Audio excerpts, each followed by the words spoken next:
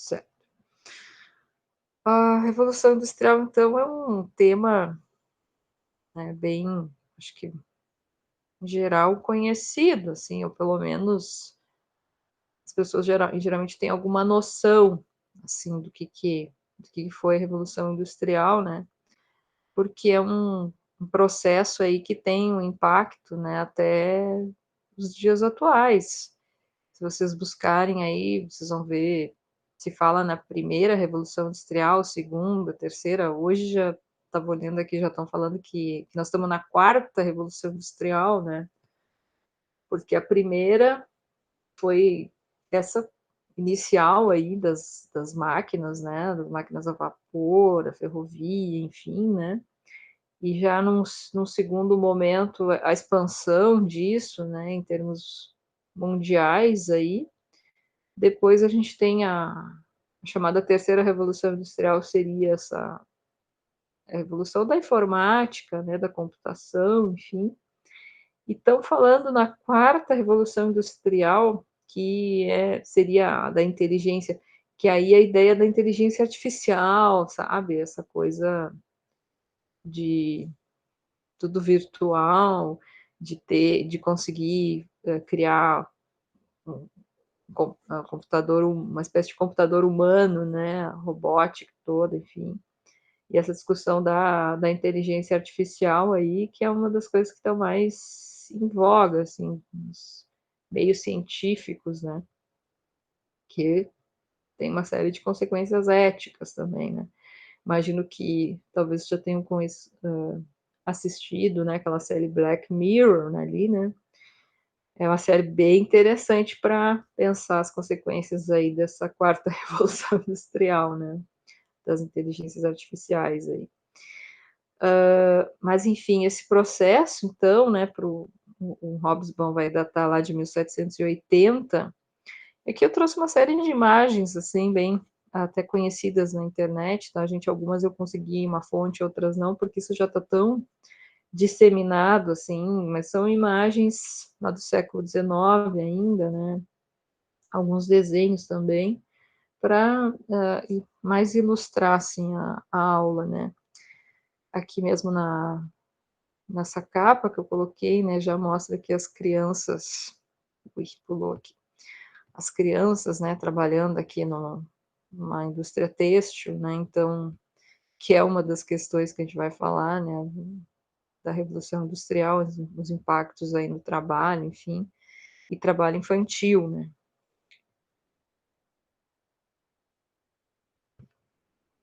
Então, né, esse é o capítulo da Era das Revoluções.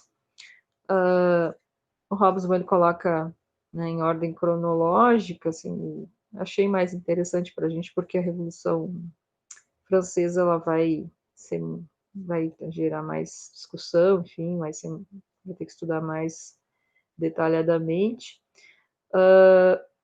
Mas a Revolução Industrial foi uma das revoluções mais importantes, né, que aconteceram aí na história da humanidade. Lembram lá daquela aula que a gente comentou, né, o conceito de revolução? Acho que vocês vão lembrar lá, acho que foi a primeira aula lá no início do ano, né, que a gente teve.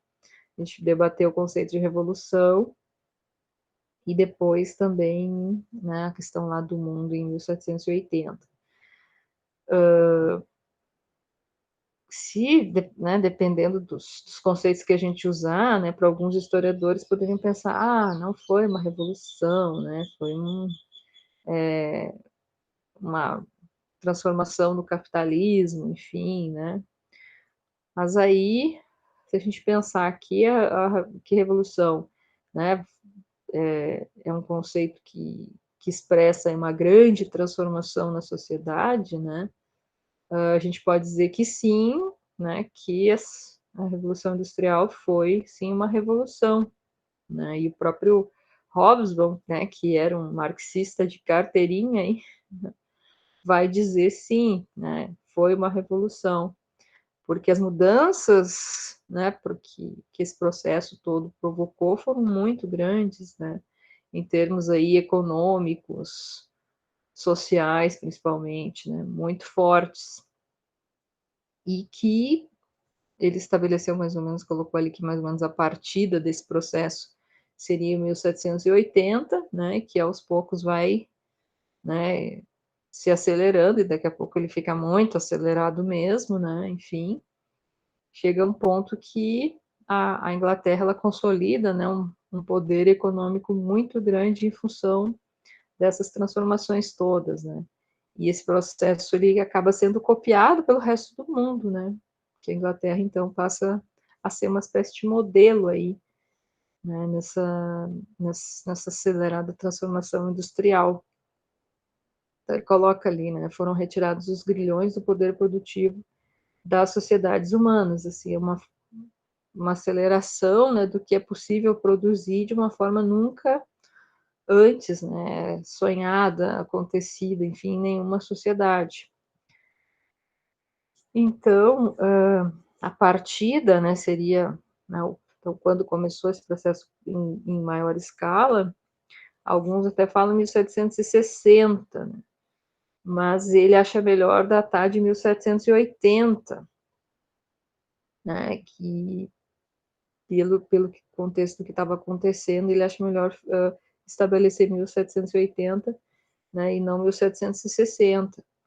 E não é um episódio único que acontece, né, é uma coisa que é difícil, na verdade, ele estabelece também de uma maneira, mas assim, não tem um dia, uma hora, né, uma coisa assim que começou, é muito amplo, né, um processo difícil de tu datar, na verdade é uma visão assim mais, né, da década de 1780, sem uma data precisa, e que também não acabou, né, como a gente acabou de falar aí, né, a gente está vivendo outra forma, vamos dizer, de revolução industrial, né. E tanto que ele diz, né, talvez o mais importante acontecimento desde a invenção da agricultura e das cidades. Se a gente pensar assim, os impactos que teve nas sociedades, eu acho que ele está certo, né. Se a gente pensar a agricultura, por exemplo, né, aí se fala revolução neolítica, né, se chama muitas vezes, que é um termo meio complicado, porque também geralmente se data muito, se situa muito, lembram lá, né, da história antiga, o crescente fértil, e lembram também que a gente viu em África, lembram lá dos centros de produção ao redor do mundo, né, inclusive a África era um dos centros de origem, né, de plantas, lembra que a gente teve uma aula sobre isso em África, né? Então, assim, no momento que a agricultura surgiu, e aí, né, em vários pontos do mundo, dependendo do produto, né, que a gente está falando, né.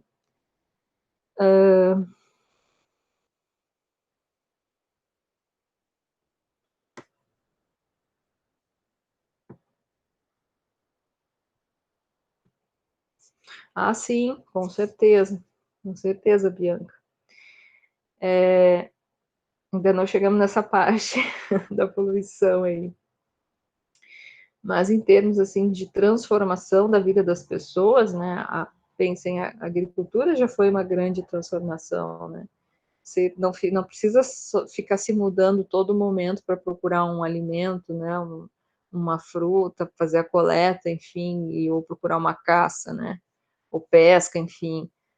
Você pode se estabelecer, né, você pode domesticar uma planta, e aí plantar e ter as respostas do ambiente, enfim, né, conseguir viver naquele ambiente por mais tempo, você conseguir domesticar um animal e conseguir ficar, né, e conseguir também que ele trabalhe, né, para você. A ideia, né, é bem antropocêntrica, assim, como tem sido né, o desenvolvimento humano, né.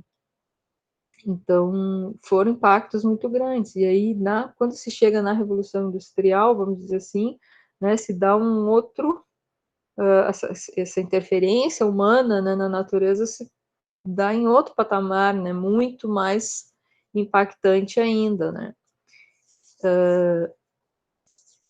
Então, tem vários fatores, né, que ele tenta entender por que que justamente aconteceu esse processo na Inglaterra e não aconteceu em outro lugar, né, por que que a Inglaterra foi, de certa forma, enfim, o centro disso, tinha alguma coisa que, né, privilegiava a Inglaterra, fazia com que a Inglaterra estivesse na frente de outros países, né, enfim.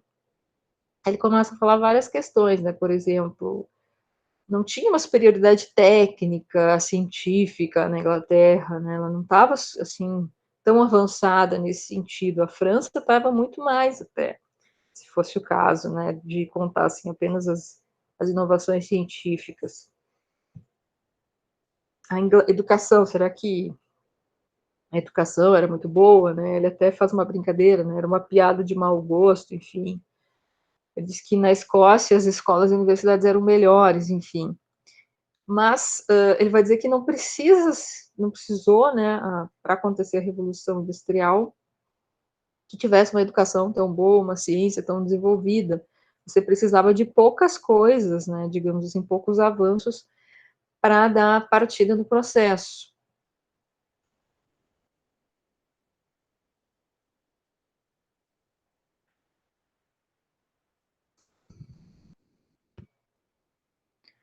Então ele vai dizer que algumas condições, na verdade, elas já estavam presentes na Inglaterra, né?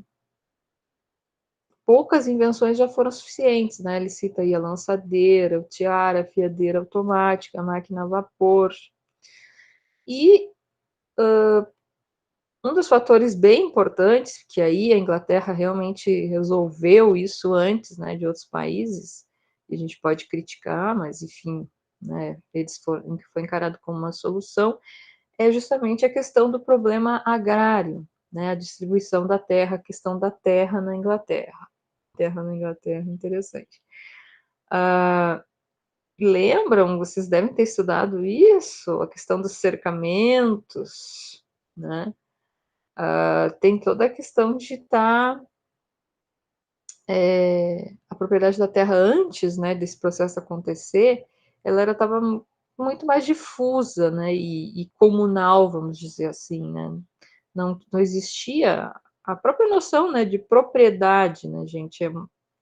É algo aqui, vamos pensar também no nosso contexto aqui da América, do Brasil, né?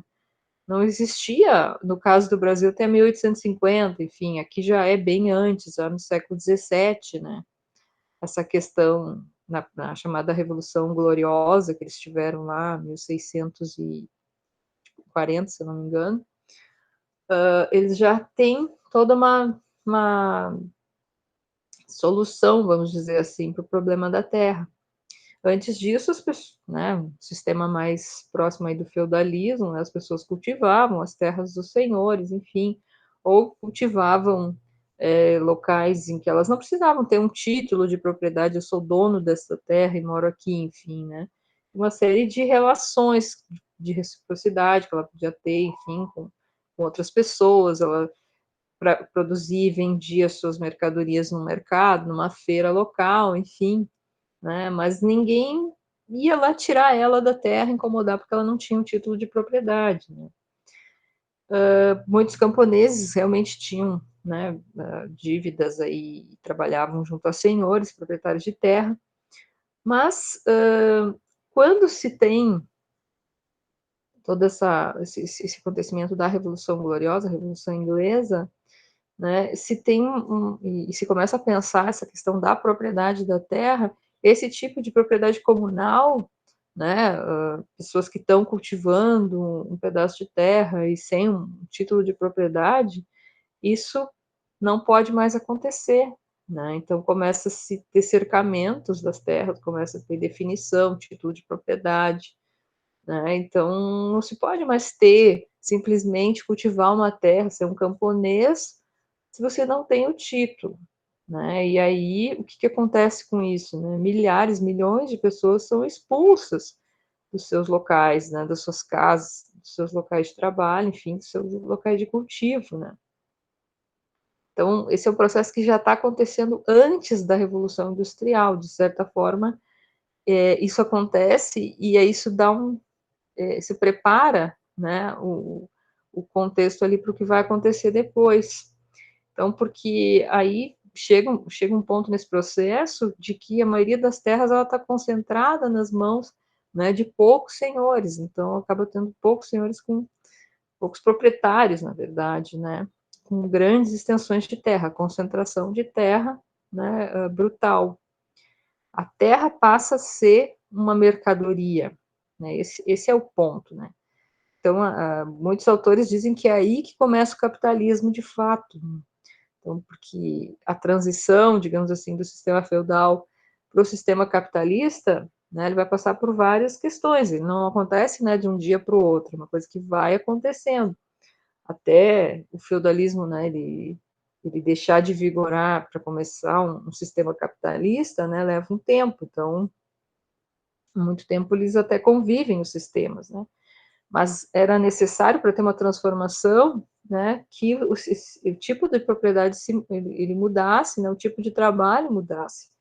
Então, se vocês imaginam a maior parte da população vivendo no ambiente rural, né, e sendo expropriada das suas terras, o que elas iam fazer? Né? Elas tinham que sair do local, porque elas não podiam mais permanecer, porque não eram proprietárias.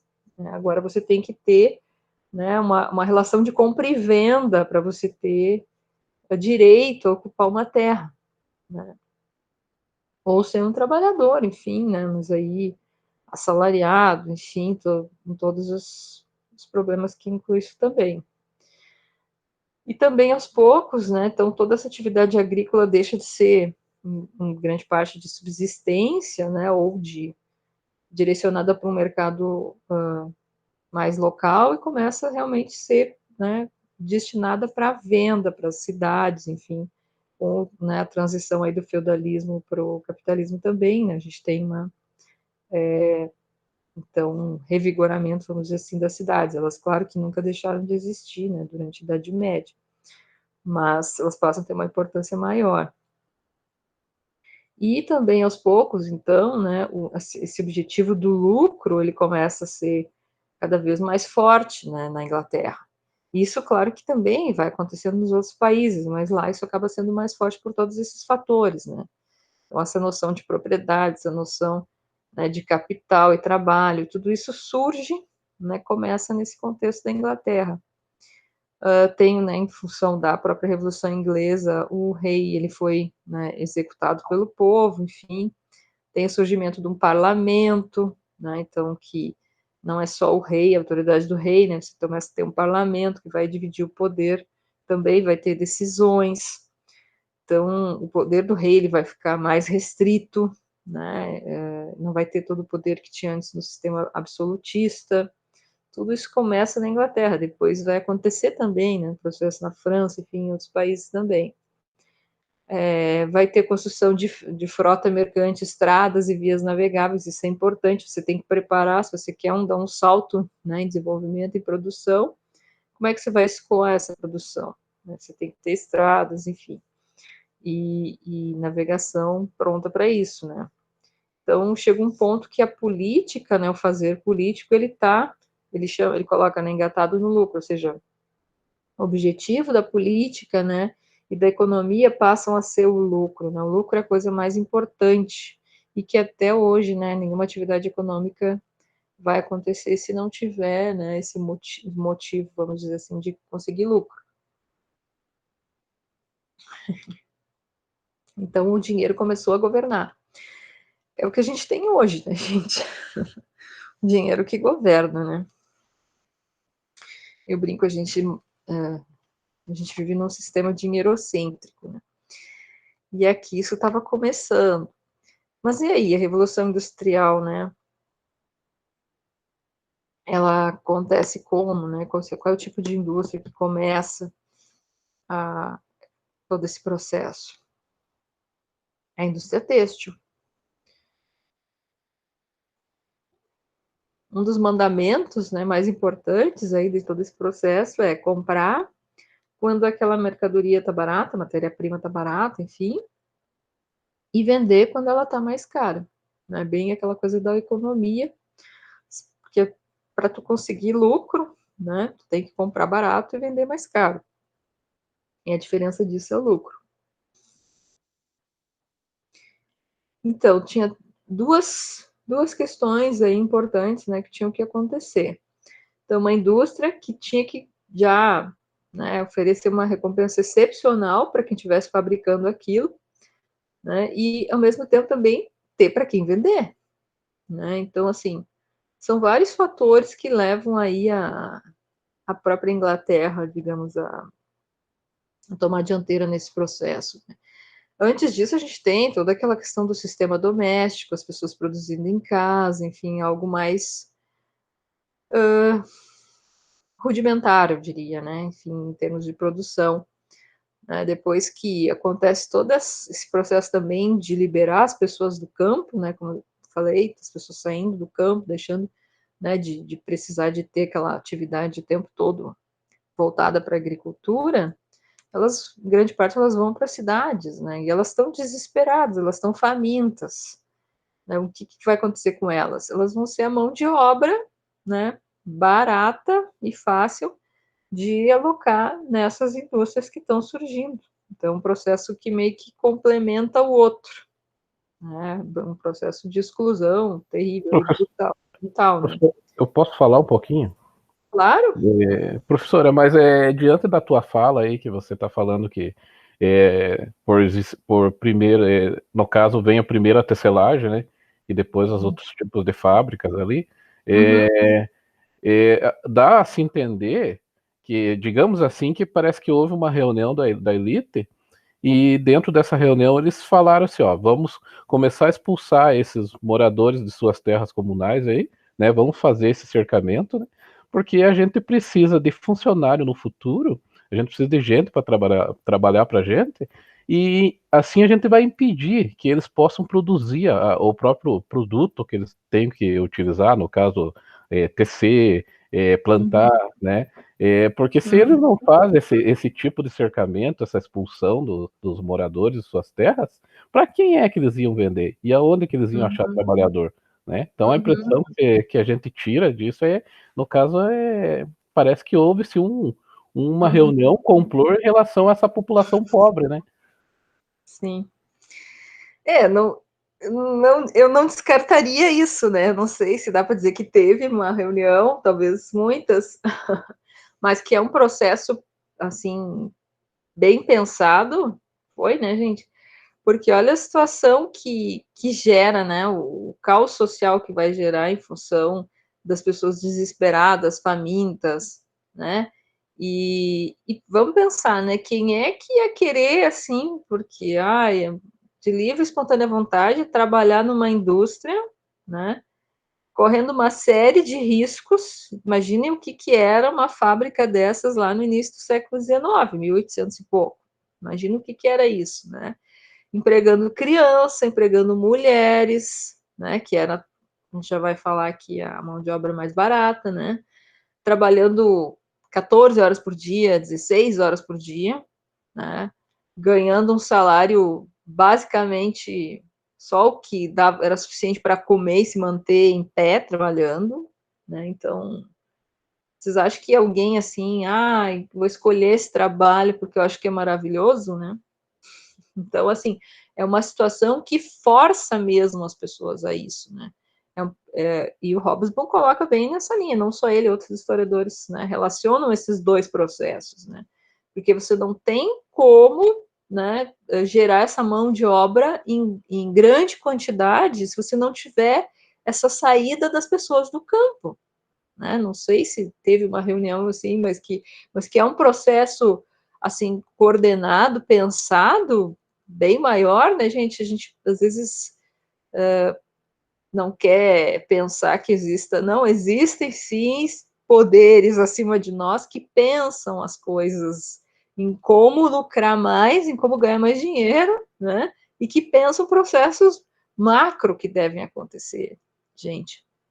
Mas mais que isso, não só porque alguém pensou, mas que isso começa a ser uma coisa que vai acontecendo também, né? Aos poucos as pessoas vão mesmo, né, direcionando para isso, enfim, não tem jeito de.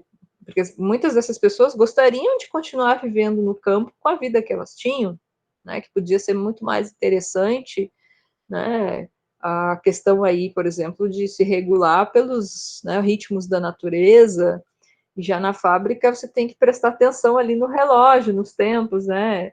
Pode ir no banheiro, não pode. Tipo, no início desse processo era horrível, as pessoas não podiam ir no banheiro, não podia, né? Tinha todo um controle do corpo da pessoa, do horário da pessoa, né? Enfim, não existia lei trabalhista, né? Imagina férias, não existia, a gente tinha que trabalhar o ano inteiro, né? Tinha um dia, talvez, de folga na semana lá, que tinha questão de ir na igreja, né?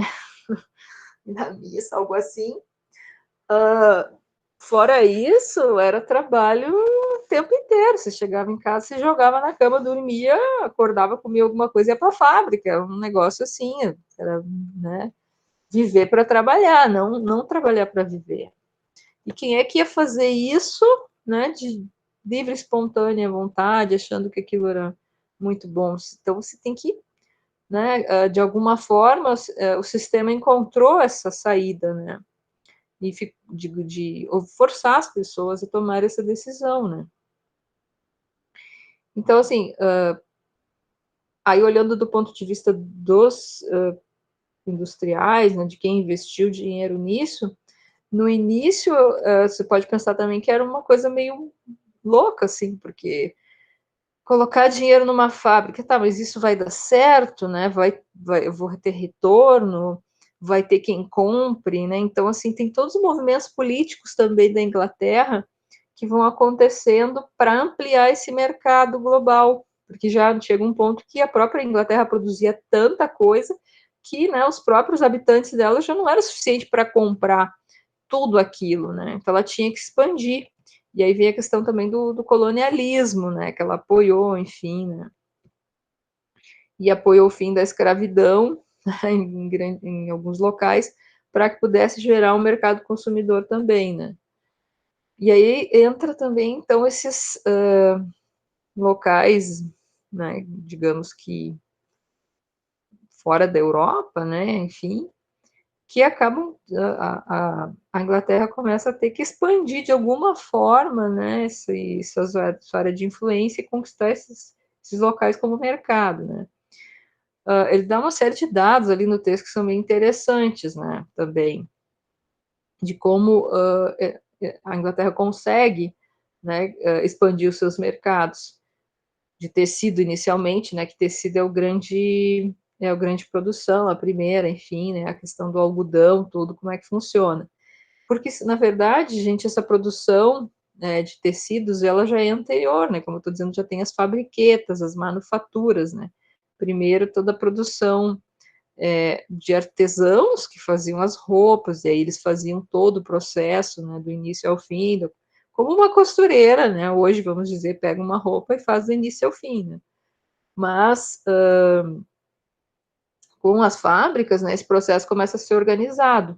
Nas manufaturas ainda era algo que, né, tinha um mestre ali que controlava a produção, enfim. Geralmente tinha alguém que a pessoa produzia em casa e alguém que buscava e levava para o patrão. Enfim, era uma coisa mais, né, digamos que localizada em casa, nas casas das pessoas. Com o tempo, toda essa transformação, né, desse excedente também que sai do campo, né, e as fábricas começam a ser construídas nas cidades, isso começa a modificar, né, e cada vez mais as pessoas acabarem sendo trabalhadoras e funcionárias das fábricas, e sendo que dentro da produção cada um fazia uma parte do processo, né, um pegava o tecido, cortava, o outro costurava, o outro fazia, sei lá, pregava o botão. Eu estou inventando aqui, né? Cada um faz uma parte do processo. E isso faz com que a produção seja muito mais rápida, né, do que uma pessoa só fazer aquela peça de roupa do início ao fim. Então já era algo que já estava acontecendo, né? Por isso que também foi o primeiro boom aí, foi com toda a indústria têxtil, né? Então, com o tempo aí, a venda, né, de produtos têxteis, de tecidos britânicos, ela aumentou demais, assim, não só dentro da Europa, mas também, então, nas zonas fora da Europa, como os países da Ásia, da África e da América Latina. E como é que a Inglaterra conseguiu conquistar, né, esses mercados aí? Fazendo guerras, né, apoiando revoluções locais e também dominando, né, por exemplo, a Índia e a China, né, interferindo aqui na América, por exemplo, apoiando todas as guerras de independência aqui da América. Né? Quando vocês tiverem América 2, eu acho que vai ser ano que vem, né? No quarto ano. Esse é um ponto interessante quando acontece, né? Aí entre as guerras napoleônicas e revoluções aí de guerras de independência, para se independizar, essas antigas colônias da Espanha aqui, né? Elas entram em guerra mesmo com a coroa espanhola, elas conseguem apoio, né, da Inglaterra. A Inglaterra dá apoio para que essas guerras aconteçam. E depois, quando elas se independentizam, até a Espanha tenta recolonizar, né? E a Inglaterra, com toda seu, digamos, potencial ali de diplomacia, né? Acaba defendendo as colônias, né, e novos países, e não permitindo que, né, não dando apoio para a Espanha tentar fazer uma tentativa de mandar um exército para cá, enfim, para recolonizar.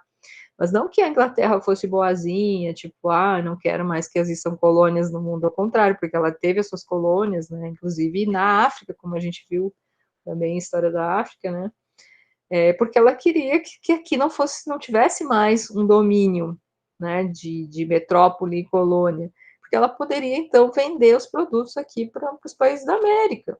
E com o tempo também ela começa a ser contra a escravidão, né, justamente para que gerar um mercado de trabalho, porque as pessoas escravizadas não recebiam salário, né, gente? Então não podiam comprar as bugigangas lá que eles faziam, os produtos industrializados que eles queriam exportar, né? Então, assim, tudo tem esse interesse econômico, assim que a Inglaterra foi conquistando, né, esses mercados.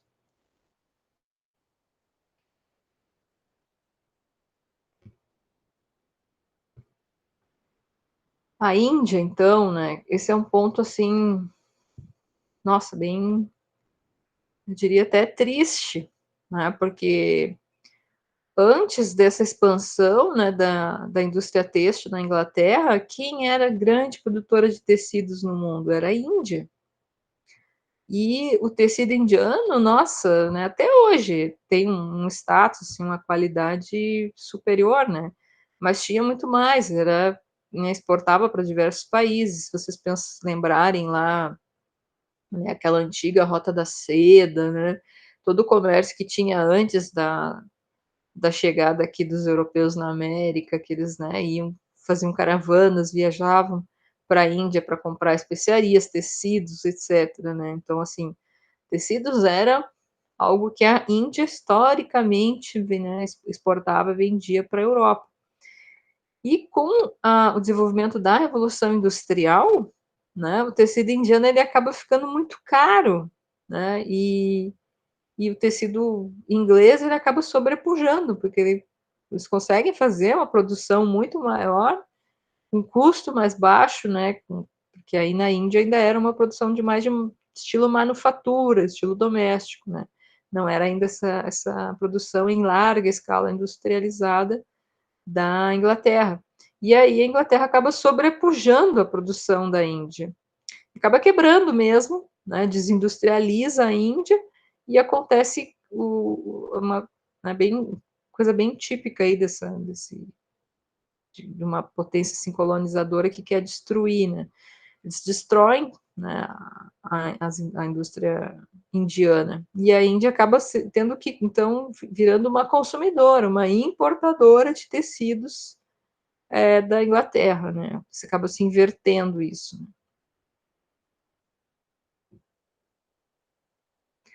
Aqui algumas invenções, né, que foram importantes para consolidar a Revolução Industrial, né? Aqui eu encontrei uma imagem para a gente ver um pouquinho como é que era, né? Um tear mecânico. No início usavam antes os teares manuais, que a pessoa tinha que, né, mover, né, com força manual para que ele funcionasse. E aos poucos começa então a se desenvolver teares mecânicos, né, que se movem sozinhos, enfim, que não precisam da energia humana para se movimentar. Então esse movido a água dos primeiros, enfim, e eram coisas baratas e fáceis, né? Não precisava de uma energia de carvão, por exemplo. Depois, sim, quando inventa a máquina a vapor, né? Isso gerava já um lucro muito grande, porque uma máquina dessa já produzia muito mais, né, do que um tear manual. A questão do algodão, né, porque também para conseguir expandir a produção, né, em níveis gigantescos, como foi, você tinha que ter garantia de um fornecimento de matéria-prima. Então, assim, foi tudo, né, que vai acontecendo e vai se complementando nesse processo, né.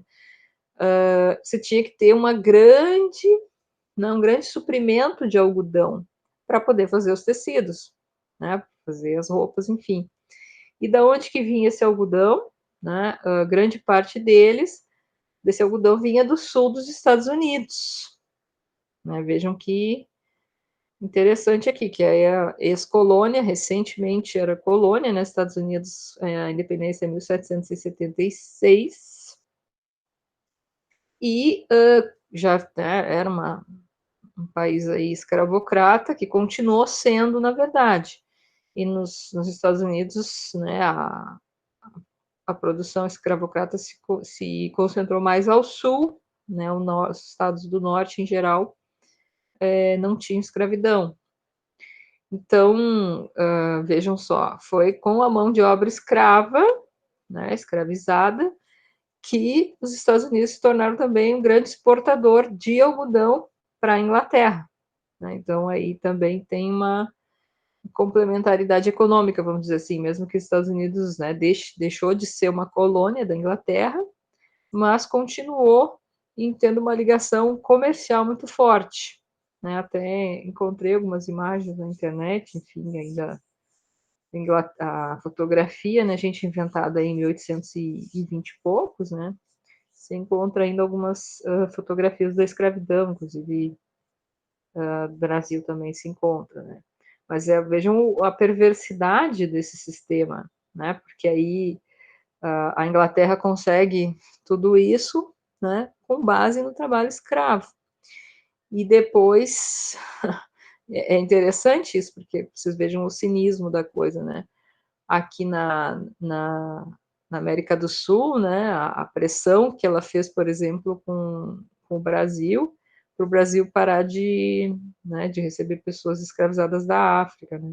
Tanto que lá em 1831 a gente comentou isso no ano passado, né, daquelas leis que tiveram, enfim, para acabar com a escravidão, em 1831, e depois em 1850, quando realmente acaba, né, o tráfico.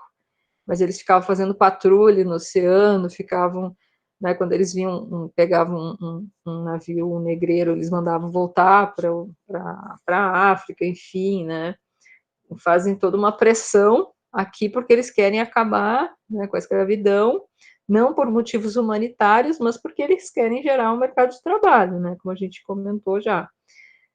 E lá nos Estados Unidos, pelo menos no sul, né, a escravidão estava servindo aos propósitos deles. Né? Então vejam que a coisa é perversa, assim. Né? Então tem gente pensando esse processo, né, e tomando proveito né, em alguns momentos em alguns contextos é melhor que não tenha escravidão, em outros é melhor que tenha. É isso, né? Esse é os motores aí do capitalismo, né? Então, o sistema doméstico que existia antes, né? Então já era algo como uma fabriqueta, e as pessoas em casa, né, trabalhando nas suas casas, alguns eram artesãos, né, que já vinham há bastante tempo, né, no caso vamos pensar assim, uma costureira que tem vários ajudantes, né, várias pessoas que ajudam, e aí as roupas também ficam prontas mais rápido, né, enfim, mais quantidade, mas não ainda num ritmo industrial.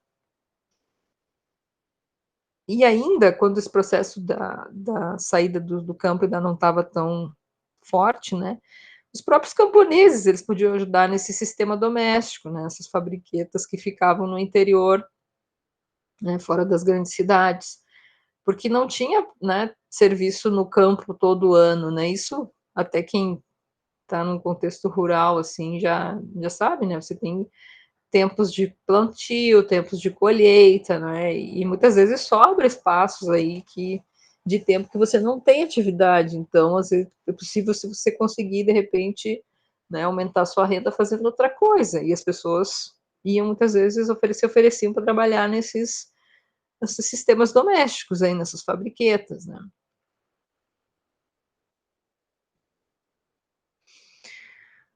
Bom, mas aí, então, se a principal indústria, né, foi a indústria têxtil, porque justamente juntou toda essa bagagem anterior que já existia do sistema doméstico, com a questão do algodão, né, então o algodão vindo dos Estados Unidos suprindo, né, se tornou aí a principal commodity, né, matéria-prima importante, mas também tinha outras indústrias que estavam surgindo também, né.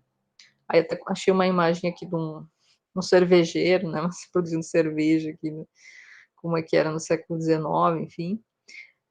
Então as bebidas, né, foram outra indústria importante de alimentos, cerâmica, enfim, né, alguns produtos de uso doméstico, né, utensílios para casa, enfim, porque as pessoas começaram a demandar, né, esse tipo de produto, porque cada vez mais, né, as pessoas eram expulsas do campo e iam para a cidade, e isso gerava essa demanda aí por uma série de produtos, né.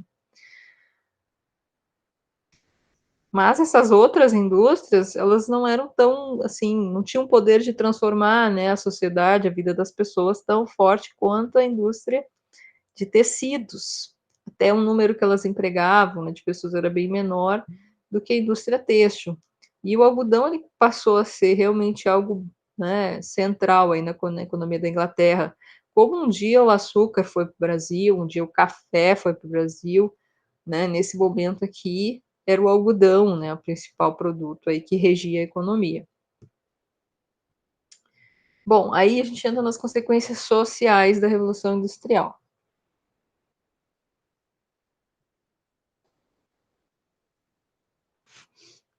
Com justamente todo esse processo, né, de expulsão do campo, né, as pessoas se tornando trabalhadores aí operárias, né,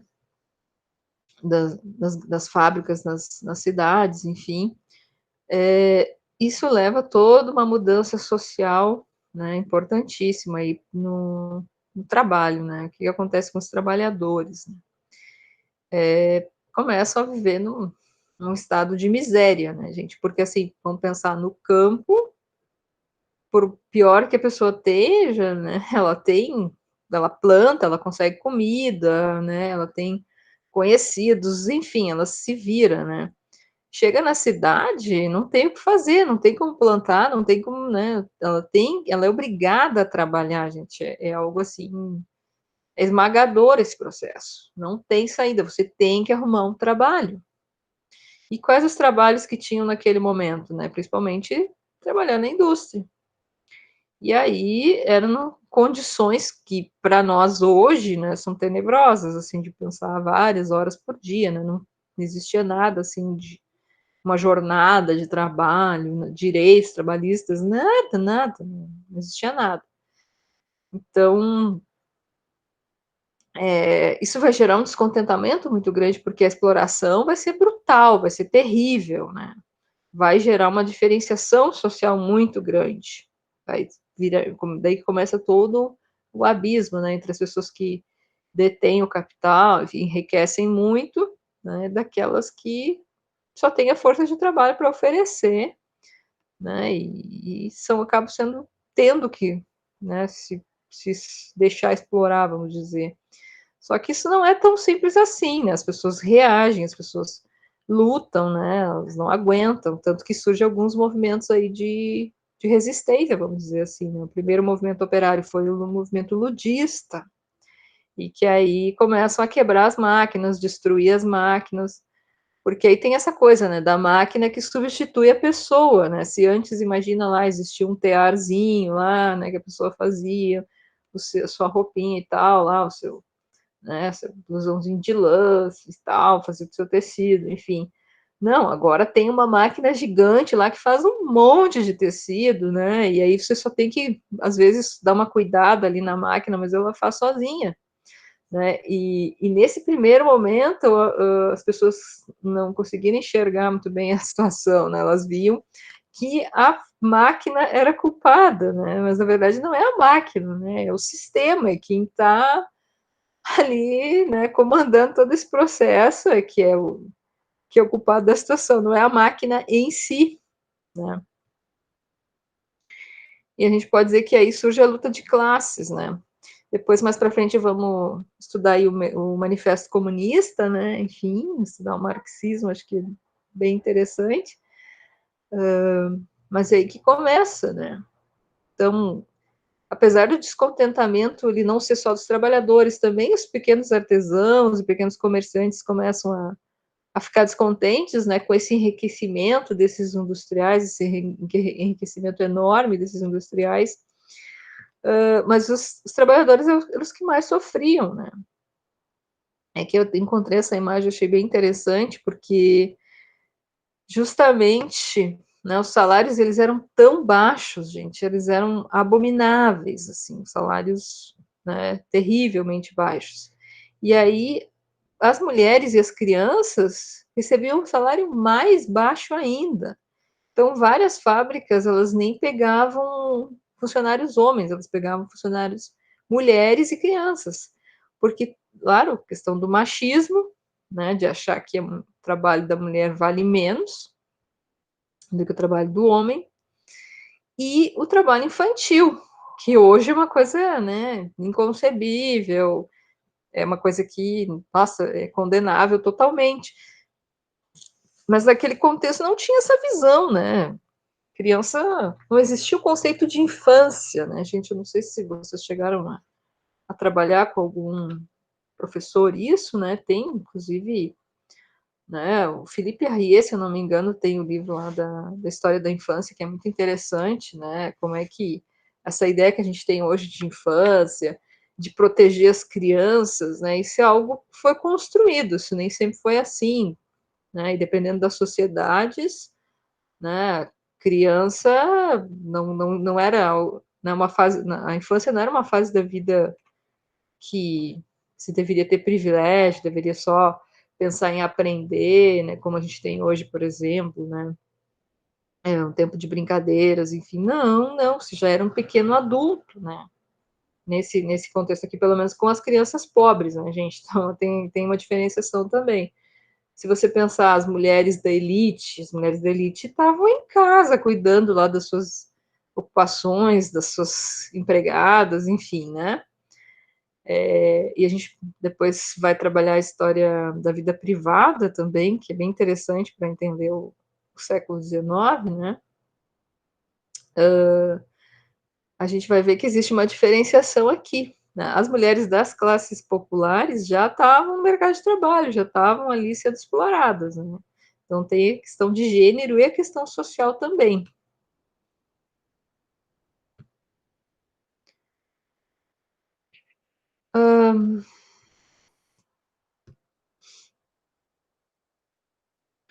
Aqui encontrei uma charge que eu achei bem interessante, assim, para pensar esse processo, né?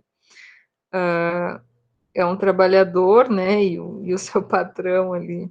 É uma charge atual, mas enfim, né? Achei interessante. Ele fala: não durmo direito, não como direito, estou fraco, estou doente. Onde é que vou arranjar força de trabalho para vender? Então, aí ele responde: não precisa. Já temos alguém aqui que não dorme, não come, não fica doente, e não chia no trabalho. A máquina, né? Então, para mostrar justamente essa questão, né, da substituição do humano pela máquina, né? A competição da máquina com a mão de obra, vamos dizer assim, né? Então fez com que cada vez mais os salários decaíssem, né? O Hobsbawm traz uns dados, assim, um texto interessantes, né? Em 1795 a pessoa recebia 33 shillings, né? Em 1815 já recebia 14, depois, né, vai passar para 5 shillings, enfim, é uma queda, né, nos salários, assim, impressionante, porque uma questão, inclusive, que eles vão alegar, os patrões, né, a questão da preguiça, fulano não quer trabalhar, né, por exemplo, se tem o salário semanal, né, isso era bem comum, ter um salário semanal, não mensal. Hoje a gente está acostumado com salário mensal. Tem algumas fábricas que ainda trabalham com salário semanal. Mas, por exemplo, se a pessoa ganhava um X por semana, e aquele trabalho era tão horrível, vamos dizer que ela conseguiu, trabalhando 4 dias, um valor que ela se sustenta naquela semana, ela nem ia o resto dos dias, né? E aí eles achavam, então, que a pessoa era preguiçosa. E aí eles iam comprimindo, porque para garantir um lucro crescente dos patrões, né, eles tentavam comprimir tudo que dava, só que os custos de produção já estavam estabelecidos. Então, assim, o que dava para comprimir eram os salários. Então, cada vez baixar os salários, né, para conseguir aumentar o lucro. Então, os salários vão baixando, baixando, enfim, né, até um limite de que, olha, se a gente baixar mais o salário, essa pessoa não vai conseguir comer, ela não vai conseguir, ela vai morrer. Né? Era algo assim que chegava a esse ponto, né? A não ser que os produtos todos baixassem de preço, né, a economia toda desse uma decaída, né, você não podia baixar tanto o valor do salário, porque senão, né, causaria a morte, né, dos trabalhadores.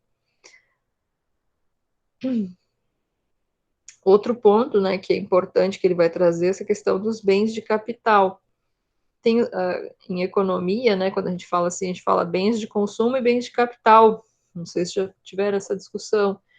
O bem de consumo é uma coisa que a gente já usa, por exemplo, uma roupa, né? A gente compra e já consome a roupa, já, uma comida, já consome a comida, né? Sei lá, qualquer coisa, um caderno, enfim. O bem de capital, chamado, são bens caros, né? São bens que vão gerar uma produção. Então, comprar uma máquina para fazer tal coisa, para produzir tal coisa, é um bem de capital. Né? Então, e o maquinário, naquele período, né, era basicamente feito com ferro e aço. Né? Então, tinha que garantir também o suprimento de ferro e aço para construir as máquinas. Né? Então, são coisas muito caras, né? A gente produzir máquinas, até hoje em dia, né? Comprar uma máquina para produzir alguma coisa é algo bem caro, né? Bem de capital é o bem a partir do qual você vai produzir um bem de consumo.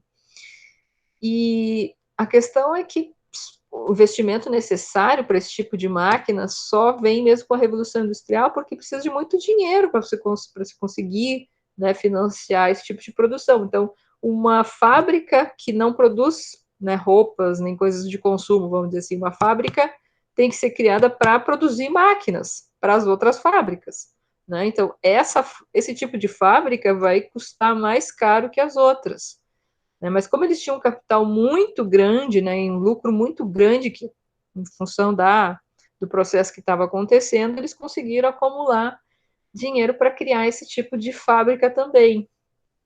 E aí entra a questão do carvão, né, a questão que a Bianca falou ali da poluição, né, também entra nesse sentido, porque o carvão também vai ser importante nessa produção aí, né, tanto dos bens de consumo quanto dos bens de capital. Né, encontrei essa imagenzinha ali que mostra um pouco, né, da fumaceira toda das indústrias, né, enfim. O carvão, então, começa a ser usado em larga e larga escala, né? Se torna, então, a principal fonte de energia aí no século XIX, e a Inglaterra ela tem 90% da produção mundial de carvão. Então, assim, por isso que a Revolução Industrial, até hoje, né, quando se fala, se pensa, se comenta sobre a Revolução Industrial, sempre vem à mente, né, essas fábricas soltando essa fumaceira toda, né? Como é que essas máquinas, né, que energia elas trabalhavam? Com carvão. Então, para iluminar as cidades, para tudo, né, era o carvão. Também um, um elemento importante aí vai ser o óleo de baleia. O óleo de baleia vai ser usado em muitas cidades para iluminar, né, para produzir a energia elétrica antes do descobrimento mesmo do processo, né, que a gente tem hoje. e o carvão, né? Então, cada vez mais as cidades vão crescendo, vão se expandindo, vai precisar, né, ter mais carvão para manter essa cidade em funcionamento. E isso levou, claro, a uma consequência ambiental terrível, né? Então, Londres sofreu muitos e muitos anos ainda com os efeitos, né, desse que eles chamavam smog, né, que era uma fumaça, assim, a cidade fica toda cinza de tanta poluição, né, que gera com essa queima de carvão, né. Surge também nesse processo aí, né, a ferrovia. Esse aqui eu encontrei uma pintura bem interessante da primeira, na viagem, enfim, do primeiro trecho de ferrovia construído lá na Inglaterra, né? Aí vocês vejam bem diferente daquelas ferrovias que a gente está acostumado aí a ver, né? Já é uma ferrovia antiga, enfim, você vê que as pessoas nem estão, né, protegidas, enfim, mas em seguida, esse é um processo muito rápido também, já vão ter as ferrovias como a gente conhece, né? Aqui também já um protótipo ali, já, né, parecido com o que a gente está acostumado.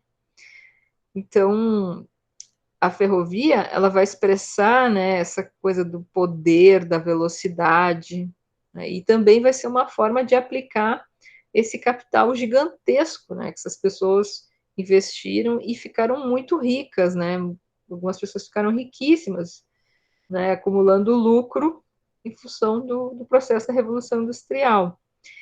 E precisava de um capital muito grande para investir nessas ferrovias que as pessoas, né, tinham disponível, e também a necessidade para transportar melhor essas mercadorias. Como é que essas mercadorias iam de um lugar para outro? Né? Tinha que ser usar alguma forma de transporte, que aí a ferrovia, né, foi a principal. E trouxe essa coisa, né, nova. Então, nossa, imaginem, né, as pessoas andavam dias e dias numa carroça, num cavalo, para chegar num lugar, e agora elas levavam horas, né, enfim, mesmo que para os nossos os padrões de hoje seria ainda devagar, mas para aquela época era algo assim muito, né, acelerado, enfim. E a primeira linha que existiu, então, foi entre Stockton e Darlington, em 1825. E, em seguidinha já, né, os outros países também quiseram ter ferrovias, né? Isso foi uma coisa que meio que contagiante, assim. O símbolo, então, do triunfo do homem pela tecnologia, né? Essa frase que o Hobsbawm coloca, eu achei bem interessante. E para quem estuda história ambiental, assim, é bem importante mesmo. Pensar que com a Revolução Industrial, né, com o desenvolvimento tecnológico, científico, a humanidade ela consegue, né, ter um poder de controle, de destruição também, né, da natureza muito grande. É o processo todo que gerou a crise ambiental que a gente está vivendo hoje, né? Então, chegou um momento que, né, a natureza, digamos que, né, as ideias, pelo menos, que as pessoas tinham sobre a natureza mudaram, né? Não é mais a natureza que condiciona a nossa vida, e sim uma tentativa da humanidade né, condicionar os ritmos da natureza. Só que não é bem assim, né, gente? Tanto que a gente, né, é afetado pelos ritmos da natureza até hoje. É mais uma ilusão, né, de que a gente poderia sobrepujar a natureza, né? Embora a gente tenha uma força de controle que nem sempre é para o bem, né, na verdade, o controle da natureza. Então, a ferrovia, ela vai condensar todo esse capital que foi acumulado na Revolução Industrial para ser investido em alguma coisa, que a ferrovia vai ser a principal fonte de investimento, né? E aí, claro, vai ter, né, a produção de ferro, justamente o ferro necessário para construir as ferrovias, né? Um dado ali que cada milha de linha existia 300 toneladas de ferro, né? Então, assim, nossa, é uma produção gigantesca de ferro se faz necessária, né? e aos poucos vai indo, né? Tem milhares de quilômetros, enfim. Em 1850 tem mais de 37 mil quilômetros de ferrovias já construídas pelo mundo, né? Então, também gera um dilema para as pessoas mais ricas, né? Que elas acabam tendo tanto dinheiro que elas não sabem no que investir, né, gente? Imagina só. Tanto, tanto, tanto dinheiro, assim. Principalmente os primeiros que investiram lá nas primeiras fábricas, né? Que se arriscaram mais também, porque estavam investido antes de todo mundo, né? Eles lucraram muito, né? Não é uma coisa assim, lucrar 20%. Não, é lucrar 1000%. É algo, né, estratosférico, assim, o lucro que eles tiveram. Então, eles acumularam muito dinheiro. E só que dinheiro parado também não é bom, né? Então, assim, tinha que arrumar em que investir. E que aconteceu que, nesse mesmo período, né, estava falando das independências aqui na América do Sul, por exemplo, né, da Espanha, eles também precisavam, né, de dinheiro. Então, foi um pouco, um tinha dinheiro sobrando e o outro queria, né? Então, acabou que a Inglaterra se aproveitou também dessa situação, né, para emprestar dinheiro, né, os ingleses emprestando dinheiro, para gerar também independência, né, enfim, dos países que estavam recém se independizando e realmente precisavam, né, de dinheiro emprestado. Só que isso, com o tempo, não teria sido um bom negócio aí para os ingleses, porque muitas vezes esses países não pagavam, né, e o juro também ele não era muito alto, assim, o rendimento desses empréstimos não seria dos melhores. Aqui à direita eu encontrei uma foto que seria da primeira ferrovia construída aqui no Brasil, enfim, lá no final do século XIX ainda, até coloquei o site aqui, porque tem um site que se chama Amantes das Ferrovias, enfim, que pelo menos lá consta que seria sido a primeira ferrovia brasileira, né? Então tem essa questão do rural e urbano, né, que como a gente falou lá no início, né, tem essa transferência da mão de obra, né, que acaba se complementando, tanto as pessoas sendo expulsas do meio rural e a necessidade, né, de pessoas nas fábricas, que aumenta a população urbana, e, em geral, né, a população aumenta, então, assim, mesmo que tenha menos gente no campo, tem um aumento de produtividade, né? E tem uma necessidade, porque tem mais gente, né? E mais gente que está na cidade precisando se alimentar. Então, o campo tem que aumentar a sua produção. E essa produção na verdade, vai começar a se desenvolver também mais técnicas, né? São técnicas agrícolas aí que vão aumentar a produtividade.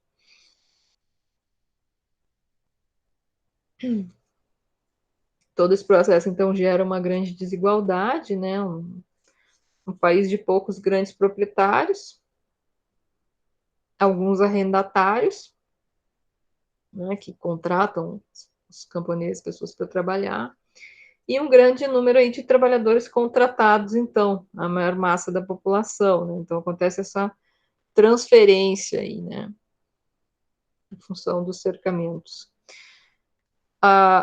Uma faceta das consequências sociais, né, é justamente o que vai se tornar nessas cidades, com esse inchaço de pessoas, né, que são expulsas do meio rural, né? Vão se tornar cidades completamente problemáticas, né? Essa aqui é uma gravura também que eu encontrei, que seria então de um bairro pobre de Londres. Aqui tem até o autor da gravura, enfim,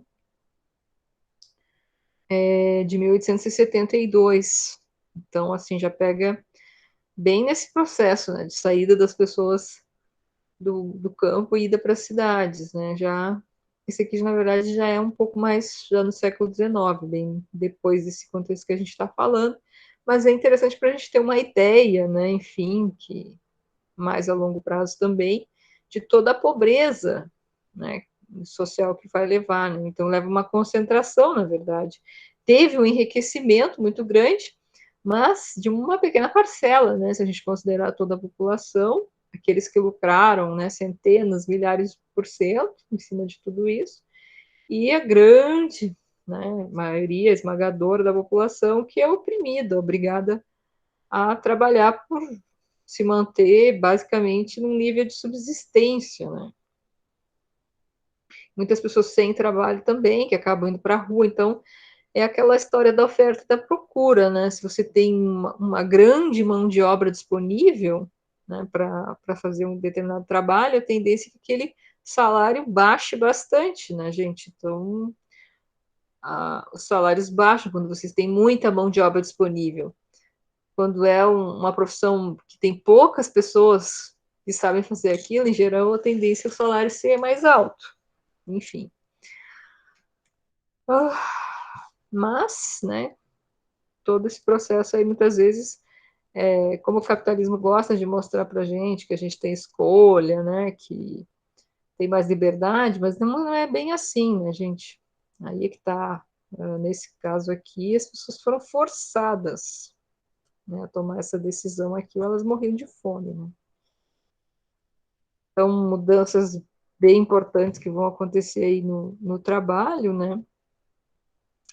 A questão mesmo de qualificação, por exemplo, não tinha pessoas assim tão qualificadas para trabalhar com máquinas, né? Isso vai acontecendo também a qualificação à medida que vai se desenvolvendo, as pessoas vão começando a trabalhar e vão aprendendo, porque nesses sistemas domésticos, nas manufaturas, né, não tinha isso, né? Tinha algumas ferramentas, máquinas mais manuais, mas, né, nessas fábricas já que tem máquinas mais complexas, né? As pessoas não estavam ainda qualificadas para trabalhar, né?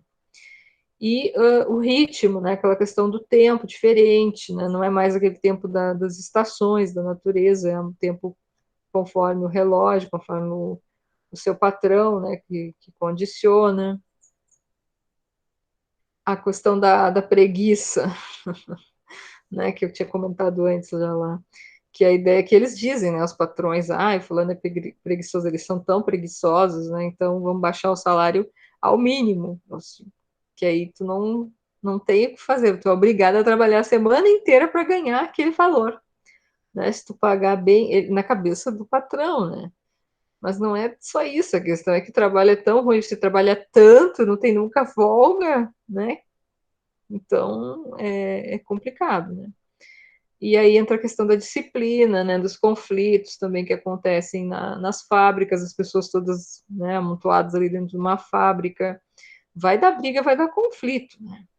E, nesse sentido, as mulheres, né, e as crianças mais dóceis, mais naquele contexto ali, né, mais reprimidas também, acabavam, né, tendo, digamos, na cabeça dos patrões, né, digamos que mais vantagens para eles do que contratar um operário homem, né?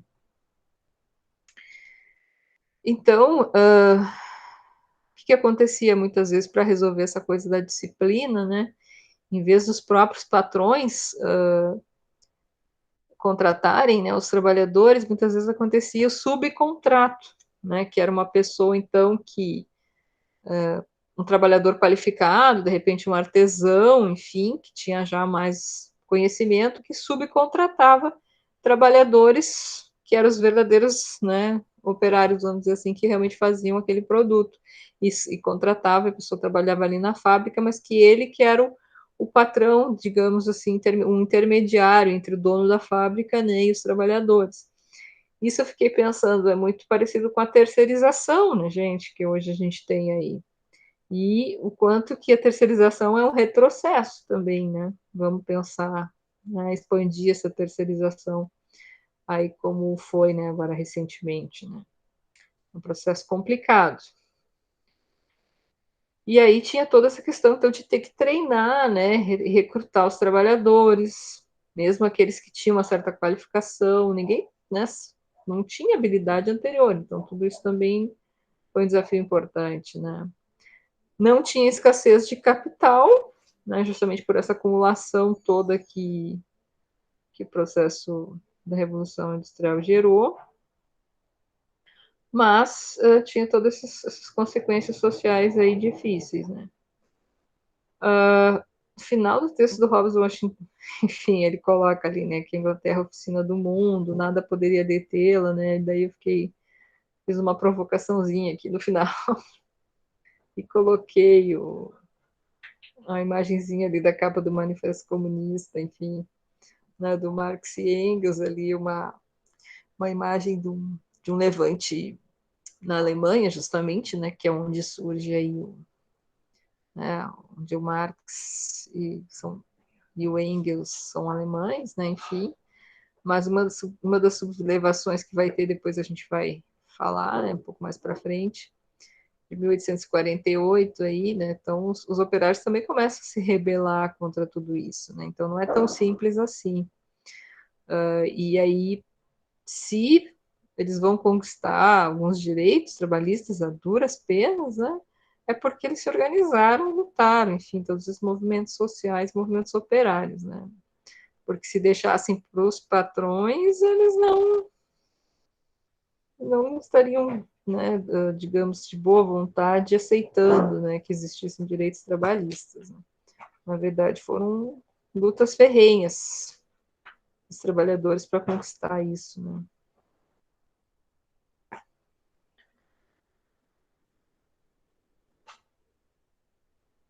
Vocês estão aí, gente? Alguma questão? Comentário?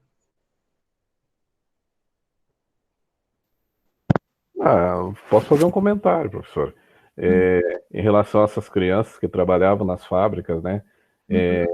O Capital ali, que Marx escreveu ali no Capital, ele vai falar, né? Que não só as crianças, né? Mas como qualquer adulto, né? Uhum. Você falando da carga horária de trabalho, que não era uma carga horária que hoje a gente conhece, que é uma carga horária limite de 8 horas por dia, né? Mas sim Uhum. uma carga horária que a pessoa começaria às 5 horas da manhã e ia acabar às 5 horas da tarde, muitas vezes, né? Uhum. Tem um tempo longo para descanso, né? Mas eu posso fazer um link aí com o dia de hoje, professor, Sim. com essa situação aí dessa carga horária excessiva, né? Hoje, se você for pegar, hoje tem a fábrica aqui perto da minha casa, até que é a Carli Plaque, né? Que é a Uhum. fábrica de compensado do ex-prefeito de Guarapuava, que é do Fernando Carli. Essa Uhum. fábrica aí, ela usa numa artimanha assim para o trabalhador trabalhar mais, com uma ideia de que ele vai ganhar mais dinheiro. O que acontece? O trabalhador chega lá, ele faz a sua ficha lá e vira empregado, e eles Uhum. falam que ele tem direito a fazer uma hora extra, fazer hora extra todo dia, né? Ah, Tanto que eu tenho um conhecido meu, um amigo meu, que ele entra 6 horas da manhã trabalhar e ele para de trabalhar às 6 horas da tarde. Todo dia isso. nossa, nossa. Exatamente. Então, essa realidade ainda é interessante que parece que ela ainda Uhum. existe. Numa nova configuração, mas ela ainda existe. Uhum. Pois é, mas eles pagam essas horas extras? Eles pagam, exatamente, eles pagam, mas o que o trabalhador ele não consegue linkar aí é que quanto mais ele trabalha, ele pensa assim, quanto mais eu trabalho, mais eu ganho. Mas na verdade, se Sim, ele começar a fazer uma análise, quanto mais ele trabalha, mais doente ele fica e mais fraco ele fica, né? Ele vai claro. ter esse salário que ele ganha, ele não vai conseguir restituir a energia que ele vai perder no trabalho dele no momento, né? Sim. E então ele é engodado, ele é enganado, né? Uhum. Sim, totalmente, né? Porque uma hora extra, 2 horas extras. Pensa bem, que se normal é 8 horas, né? Imagina acordar 6 horas. Que horas você tem que acordar, aliás, para chegar às 6 horas, né? Vamos pensar que a pessoa tem que. Eu imagino assim, lá pelas, sei lá, no mínimo. Bom, vamos pensar onde a pessoa mora, a distância dela do trabalho, mas 1 hora e meia no mínimo, né? Podendo até ser mais, né? Tem grandes cidades, né? São Paulo, por exemplo, que às vezes as pessoas passam 2, 3 horas, né? Em ônibus, em metrô, até chegar a um trabalho, enfim, né? E depois, imagina, só às 8 horas já é pesado, né, gente? Eu já trabalhei 8 horas por dia, enfim, em emprego, assim, mais convencional, né, escritório, coisa assim, porque, enfim, quando era mais jovem. Nossa, é terrível, terrível. Não sei se alguém aqui tem essa experiência. Você chega em casa, assim, meu Deus, eu me lembro, assim, que eu me jogava, assim, sabe? Nossa, só trabalhando 8 horas. Imagina trabalhar 10 horas, 12 horas, 14, enfim, na época da Revolução Industrial, né, acontecia direto, né, tanto com homens, mulheres, crianças, né, e o trabalho infantil, vocês vejam, né, a perversidade, porque a criança, ela é pequena, né, ela tem ainda uma energia, né, uma coisa assim vital.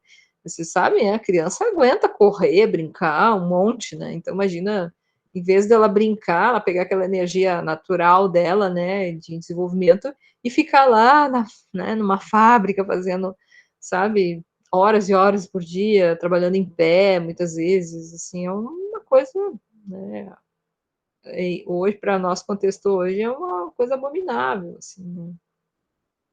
O quanto isso atrapalhava, né? O desenvolvimento até cognitivo da pessoa, né? Quem não tinha, para as pessoas mais pobres naquele momento, ainda essa também ideia, né? Ah, tem que ir na escola, né? Que a gente desenvolveu hoje, né? Enfim.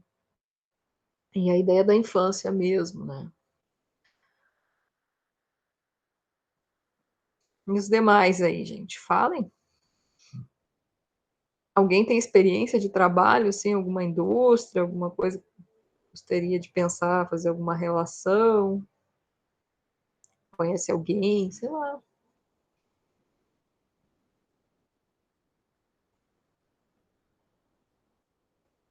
Muito quietinhos?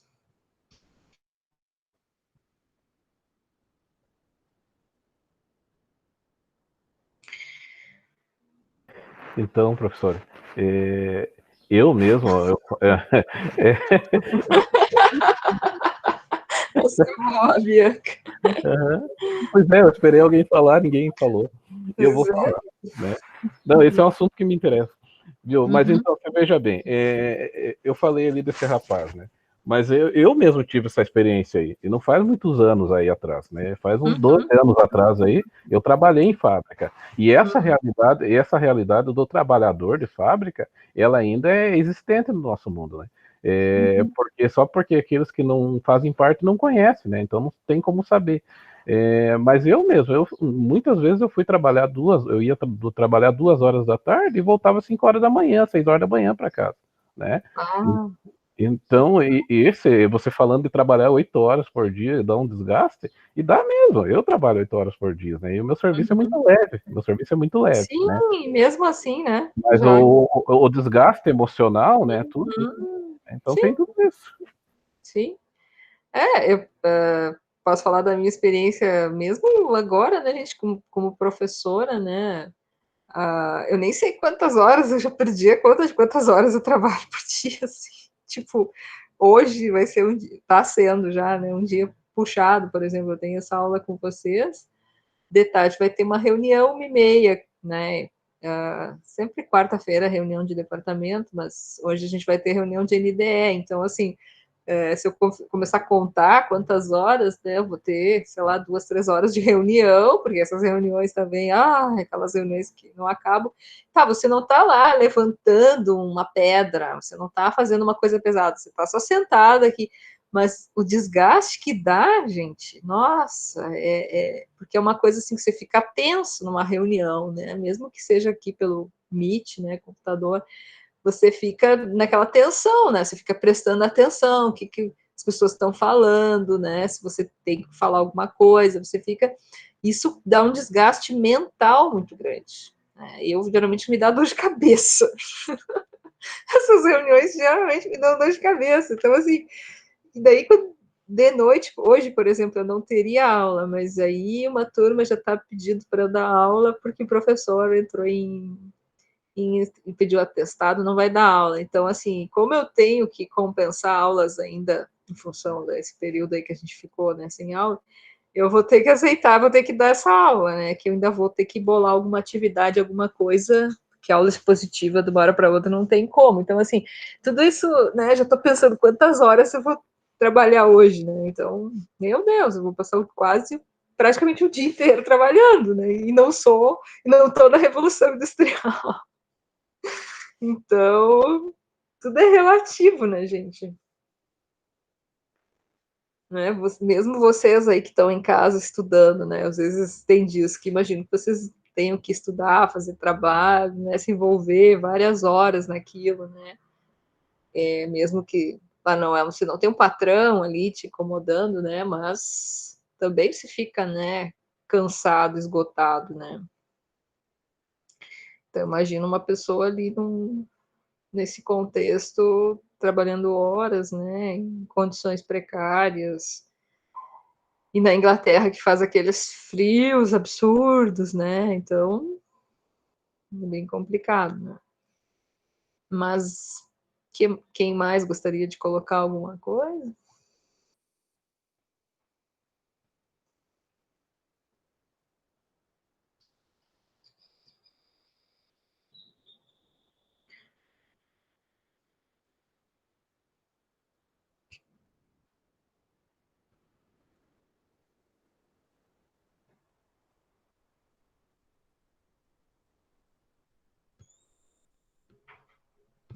Certo. Então por hoje era isso a nossa aula. Então anotei o nome de todo mundo aqui, né? Tô fazendo, todo dia vou ter que fazer chamada, enfim. Para a aula que vem, então, né? A leitura é a sequência ali do Hobsbawm, tá? Então vamos entrar na Revolução Francesa, tá? Leiam o capítulo 3, então, da Era das Revoluções, tá?